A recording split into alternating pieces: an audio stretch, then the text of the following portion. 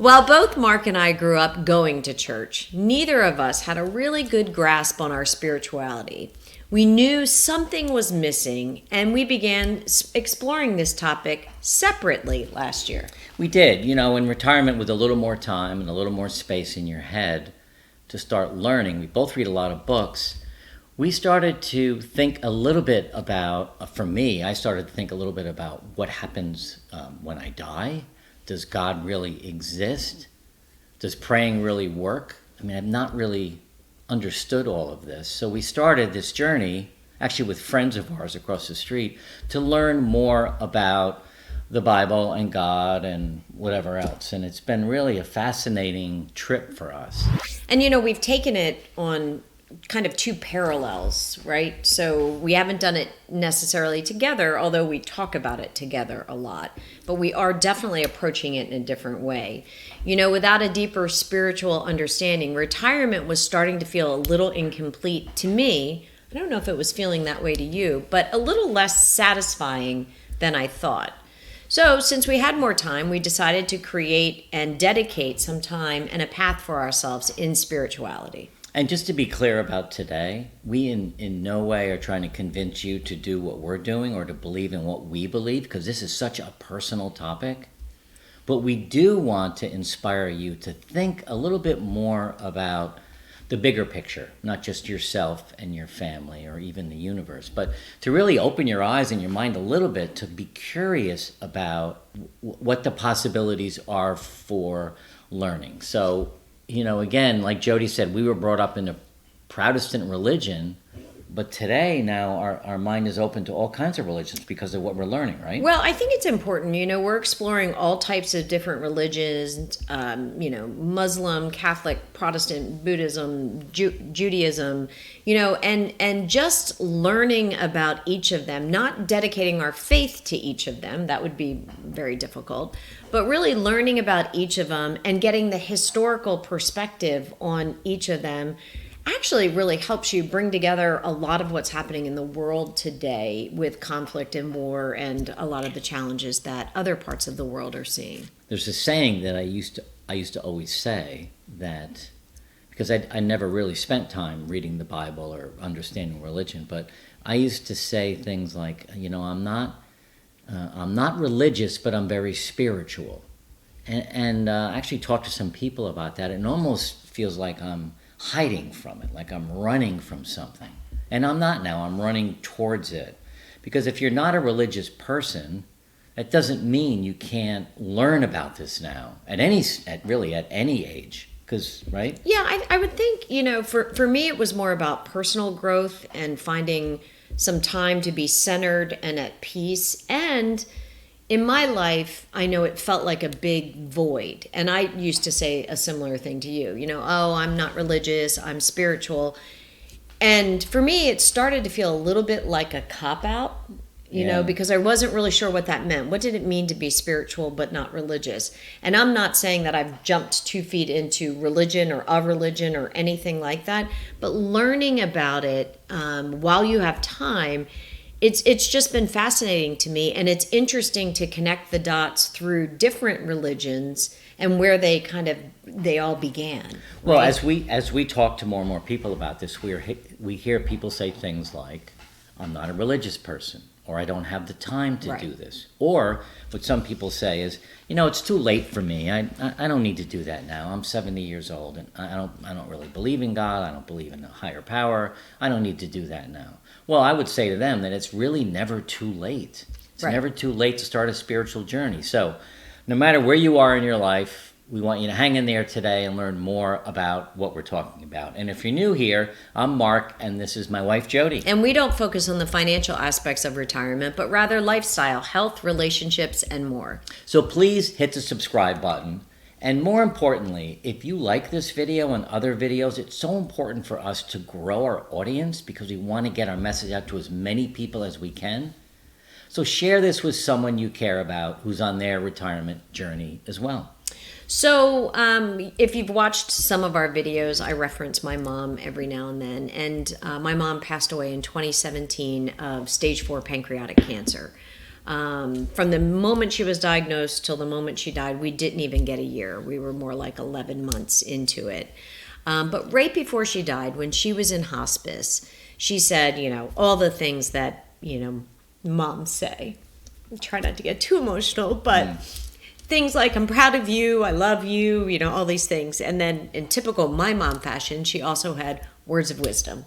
And one of the things she said to me was, I would encourage you to be curious about religion and a spiritual journey as you age. And at that time, we have 6 kids. I'm working full time. Mark's working full time. We're juggling a lot. And I'm thinking in my head, all I can do to this person that I love so dearly is to say, okay. And how many years ago was that? 7. 7. So it took me 7 years to really get my head around it. I think that's the important thing here on this video and a lot of our videos too. You don't necessarily have to act today, but Jody had this message from her mom on her deathbed. I mean, this was the night she passed away. We knew she was going to pass away that night. And the power the energy she had to be able to get that information out sat with you for 6 years, because you started a year ago. Yep. But for 6 years, we didn't do anything. To stop crying. We didn't do, I think it's, listen, I think she's here with us right now. That's my belief. But it's, it sometimes takes something like that to ignite something inside of you. Right. And we hope today we can ignite something inside of you. I remember when my mom passed, and I wrote about it in my book, in my chapter on spirituality. I was sitting there holding her hand, as was my son Christopher, and this was, how many years ago? Well, your dad passed 10 years ago this year. So 9. So 9 years ago. 9 years, so before your mom died. Mm-hmm. And I remember when she took her last breath, I could sense her spirit leaving her body. And at first when it happened, I said, well, I don't know what that was. But when you start to study religion and study the Bible and start to have more faith, these God moments come up in your life, these times in your life when you think, maybe there is a God. Maybe God made your mom say what she said. Maybe God wanted me to watch my mom. I don't know. Yeah. But it's just when you start to dig into this a little bit, you start to have these moments where you're like, maybe there's certainly more to life than just all the books that we do read. And at the end of this, we're going to share with you some of the books we are reading. But down below in the comments, there's a free downloaded journaling guide, and we're both big journalers, and I put that in there again just to encourage you, as you start your spiritual journey, write about it. Right. What you don't believe in it, what you do believe in it, your doubts and all that, because it starts to get... Or questions that you have. I want to learn more about, John, Mark, Matthew, or, whatever I want to learn, or I want to learn about many different religions, start to write them down. I mean, it's just it's wildly interesting. And the Bible itself is such an amazing story. Which we're going to talk about more at the end. But Absolutely. let's spend a few minutes. I think we have 5 points we want to bring up here about how believing in a higher power can really help you as a human. So the first thing really is understanding spirituality in your life or in retirement. What does it really mean? And you want to start to differentiate between spirituality and religion. And, some of the points on that, it doesn't have to be praying, right? No, but praying also doesn't have to be, it's not a strict science, right. Which I guess I always thought, well, since I've not been to formalized religion or church in a lot of years, maybe I don't know how to pray. But, it doesn't have to be praying, but also let yourself know praying can just be a conversation with God, your God, whatever you believe in to be God, right. Or your universe or your higher power, and it doesn't have to be going to church and being formal, but it also can be that, right? For community and other things. So I guess the first thing, this understanding spirituality as you age or in retirement, is understand there's not a lot of real rules unless you impose them yourself. Well, when I grew right? up, when I grew up, because there's rules in church, right? Stand up, sit down, pass to the left, pass to the right, shake hands. The Book of Order and all that, and the hymns. And it doesn't have to be like that. No. So it doesn't mean you need to read the Bible, but it does probably mean if you're curious and you're interested in it, it's not a bad place to start. Right. And I remember as a child, my mom and dad would have us pray when we went to bed. Now I lay me down to sleep. I pray the Lord my soul to keep. Yeah. So, but I was 6. And then I went to church. But now I'm 67. 67 and almost 60, this is a different learning that we're going through. We're learning it for ourselves. So the second thing is, remember there are benefits of a spiritual practice, at any point in your life, but certainly as you age. There is positive impacts of spirituality on both your health and your happiness. I know for me, it provides a place where I can have some quiet time, reduce my stress, minimize my anxiety, think through clarity and focus. And, I know our kids have said, a couple times if they come out early in the morning and, I've got my Bible open or I'm doing a workbook or a Bible study with a group of ladies that I've been doing a Bible study with, they kind of look at me and kind of giggle. And, I have to say, I feel pretty resilient against that. I don't get emotionally upset that they're kind of saying, oh my God, look at mom. What is she doing? I get a little bit more strength from it. Like, I feel that it's giving me a good centered place of purpose. Well, it's interesting you say that because, up until a year ago when I started this process, there was no way that I was going to do a Bible study group with another guy. I wasn't going to read the Bible. It wasn't something I was going to do. So if you're sitting there listening to us thinking, I'm not going to do this either, now that we've started it, and this is going to be very interesting. It's a lifelong practice for us. Absolutely. So the other thing to think about is you want to explore different spiritual practices. Again, like we said, it's not just church, it's not just the Bible, but meditation and mindfulness. In a way, that is a spiritual practice. Praying in the morning. I have a good friend of mine who I talk to all the time about meditating and we're big fans of the Calm app and Headspace. Mm-hmm. She says, my meditation is reading the scripture every morning. I said, okay. And I didn't trust her with that. I said, well, one day you'll learn how to meditate.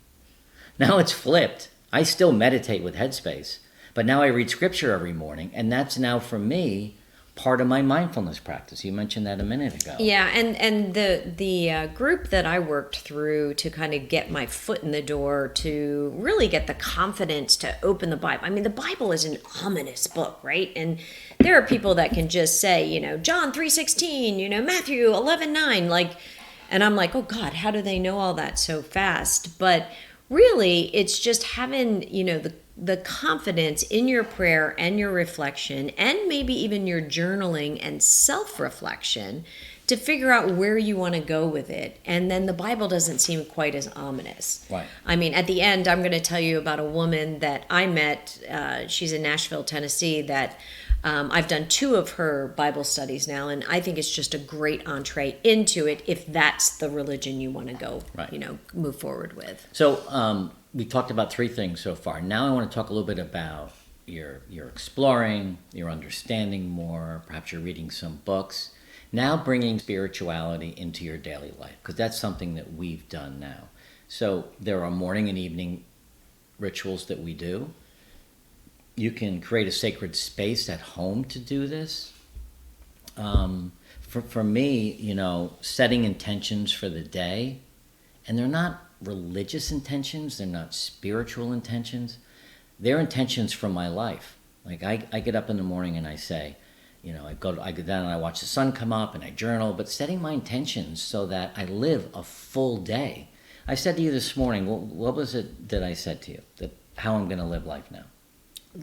Every day to its fullest. I'm going to live every day to its fullest. He almost caught me on that one. With intention. That's spirituality. Right.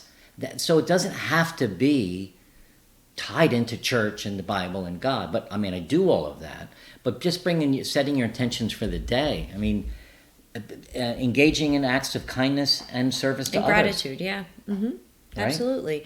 Yeah, I think the idea of integrating spirituality into your daily life and not just making it a Sunday event really helps you get, comfortable with practicing things like, appreciation, gratitude, certainly approaching things with a more caring view.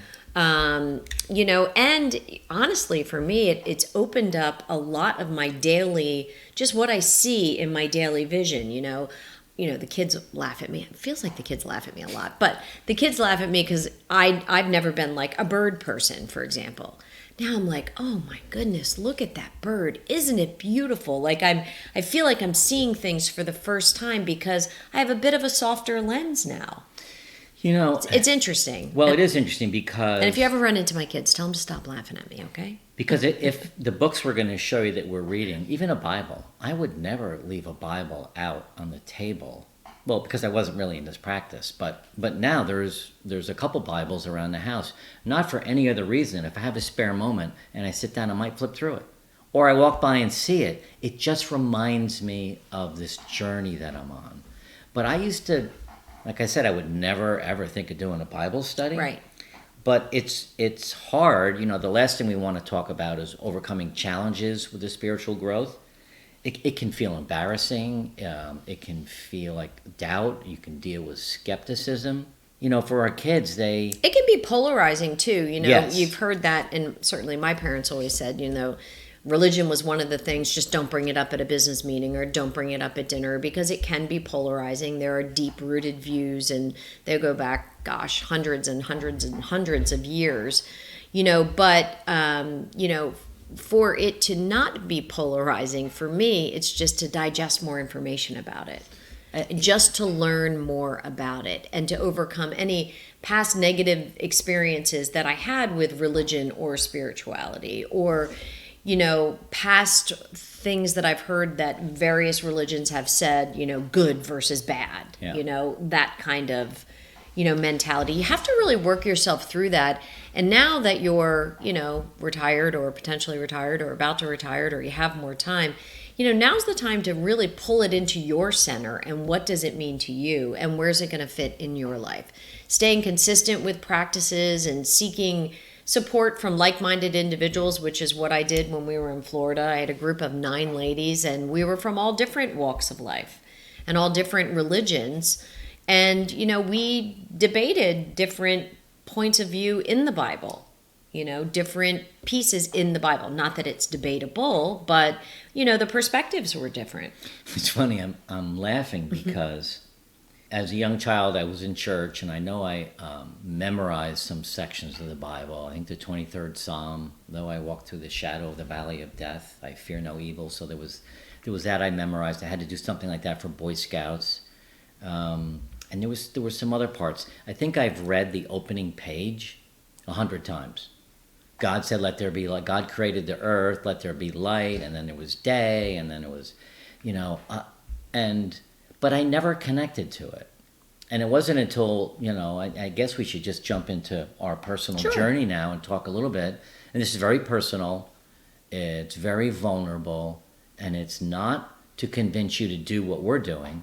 It's just to share with you what Jody and I are doing in our spiritual journey that has just blossomed. And it's uncovered new feelings and new kindness and a new love for each other every single day. So I started with my neighbor across the street down in Florida. I'll call him Paul, and that's his name. Call him that because that's his name. That's his name. He suggested that we read a book together because he's very religious, very spiritual, and he's been doing this since he was 7. So I said, okay, I'll read this book. And I'll put this link. I don't know if you can see this, but it's called The Story. And it's the Bible as one continuing story of God and his people. And it starts off with the Old Testament. But it's told, if you try to read the Bible from beginning to end, it's hard. This is the whole Bible in chronological order, written as a story. And then they pull scripture into it. Fascinating story. This is a page turner. And Jody at the same time was doing a Bible study with his wife doing the Old Testament, and we compared notes all along the way on what we learned, and it's just fascinating. I had no idea what was behind the Bible, the story. So this is a fantastic way to start if you like to read. And I started a little lighter. I don't know if you know Gabby Bernstein, but Gabby Bernstein's an incredible author, and she wrote a book, The Universe Has Your Back. And I read this a year ago. Before all of this. Before all of this, just to kind of pique my interest to really be able to dig in. And from that, I moved to, and I don't have the books here because they're workbooks, and I've already kind of worked all the way through them. We can put the links in the notes, can't we? Yeah, Angie Smith is a woman out of Nashville, and she has a whole course on learning. The first one I did was Seamless, and the second one I did was Matchless. And the first one, Seamless, took you through the whole Old Testament. And it was just a wonderful way to hear from someone who's extremely spiritual, very motivating, very relatable. And she would do a video. So I would start off every week with my friend Jen, and we would watch a 15-minute video. And then there would be coursework that we'd do throughout the week, and then a reflection page. And then we'd start the same thing the next week. And it was a little bit of work every day, but we got through the entire Old Testament and then the entire New Testament with a guide, which I really needed. Even when people say to me, I opened the Bible this morning and I read scripture, I'm like, how did you pick? Like, where did you go? How do you know what to open to read? Because I'm just not that familiar in terms of navigating my way through. So from that, from The Universe Has Your Back by Gabby Bernstein, which we'll put a link in below, to the 2 books I did with Angie Smith. I then got some daily, I use this from our Daily Bread. It's called God Hears Her. And it's just, it's a verse every day with a little bit of Bible study and a prayer at the end. So kind of a quick hit, easy to travel with. And you have a similar one. I did the same thing. And we picked these 2 books up in the airport bookstore. The airport bookstore. Yeah. We got a coffee, a water, and we found this devotional little, what's you call it, a turnstile with a whole bunch of books on it. And I saw this one, it says, A Little God Time for Men, 365 Daily Devotions. And like you, it's 1 page. Right. And this is, May 24th, light shines in. So there's a verse from the Bible, and then 2 or 3 paragraphs explaining it and putting it into layman terms. And I read this every single morning. It takes me all of 4 or 5 minutes. Right. And it's just connecting me again to God, to a higher power. And I'll never figure it all out. I mean, I think that's the other thing. This is a lifelong journey now. Right. I can't teach this. I'll never be an expert in the Bible. But I'm growing as a person in a different way with these tools. Yeah, absolutely. And then I just recently picked up, this is on the New York Times bestseller, Mostly What God Does by Savannah Guthrie. And I've only... Why did you, there was a reason behind her writing that. Wasn't there? Was there a death or something that happened to her? No, I think she's just a very spiritual person. She's on, the Today Show. She's got young children.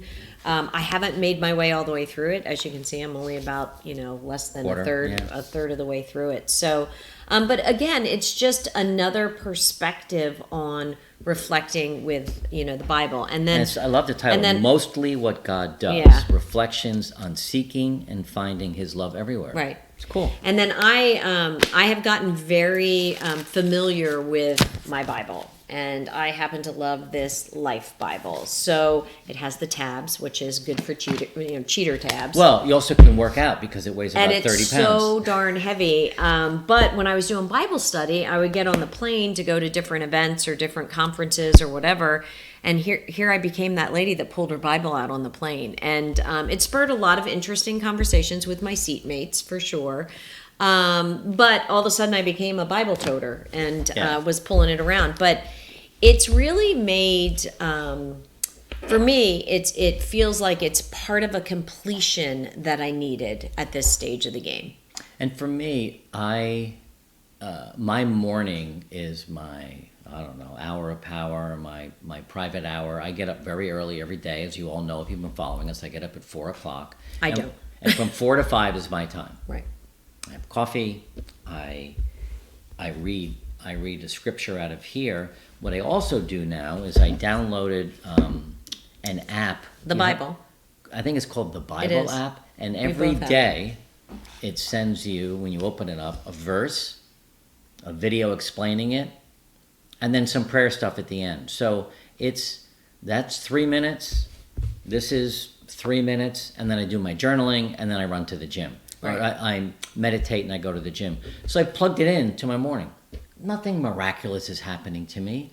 Nothing bad's happening to me. I feel like a lot of good things are happening to me, but I've just plugged that into my day now, which is fine, and it just seems to work really well for us. Absolutely, and really you don't know what you're missing until you get in and start to learn about various different religions. Right. I would so say. let's give you 10 steps on how you can start your spiritual journey. And the first thing is really figure out what spirituality means to you. Does it mean going to church? Does it mean reading the Bible? Does it mean you have to believe in God? Does it, and the way to find that out probably is to talk to some friends. Ask a lot of questions, right? Absolutely. And then I would say explore various spiritual practices, not just one, but maybe explore all of them.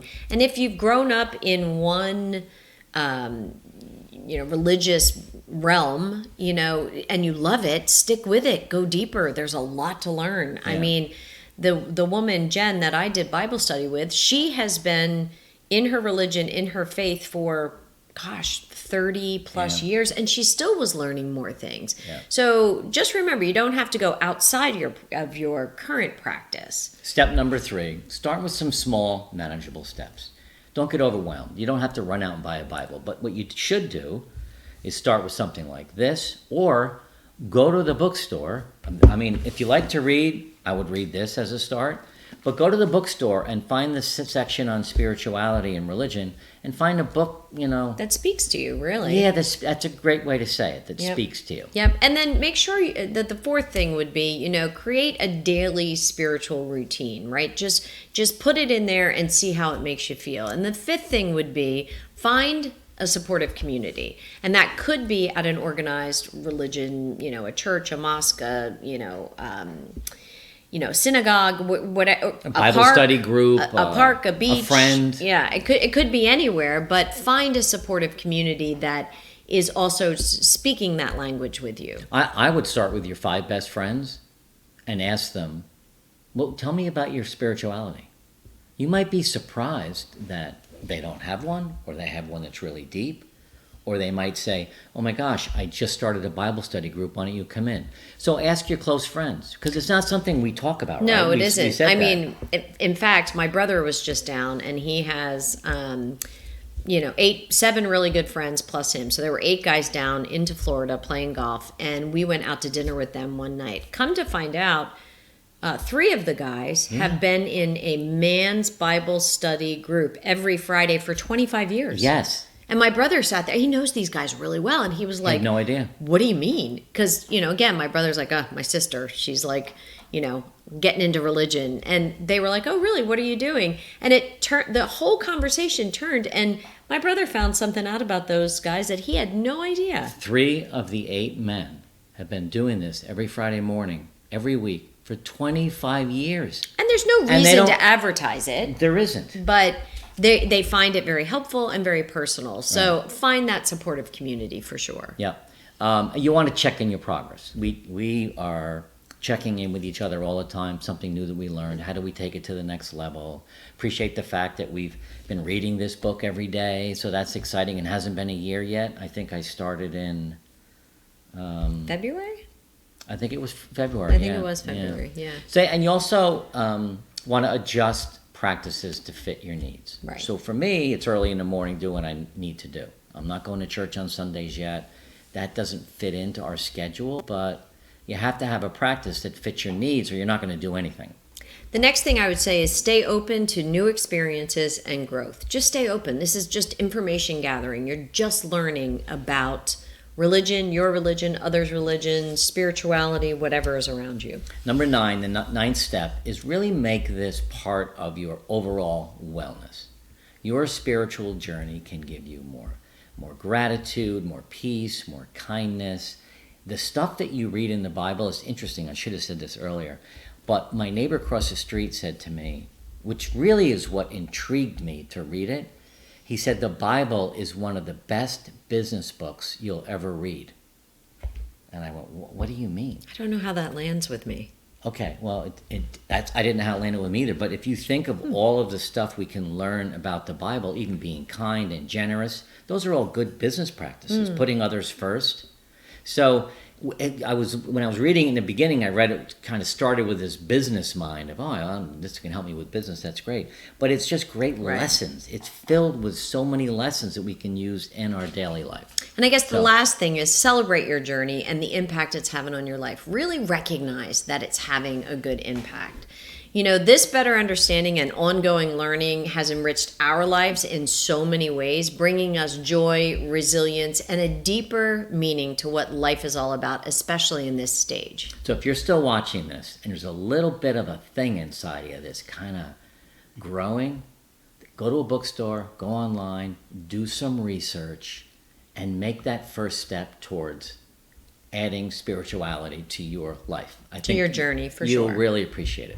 Now, I hope you like this video. This next one, top tips for aging gracefully. You know, we're all getting older, right? So there's physical challenges as we age, there's mental aging, there's mindset issues.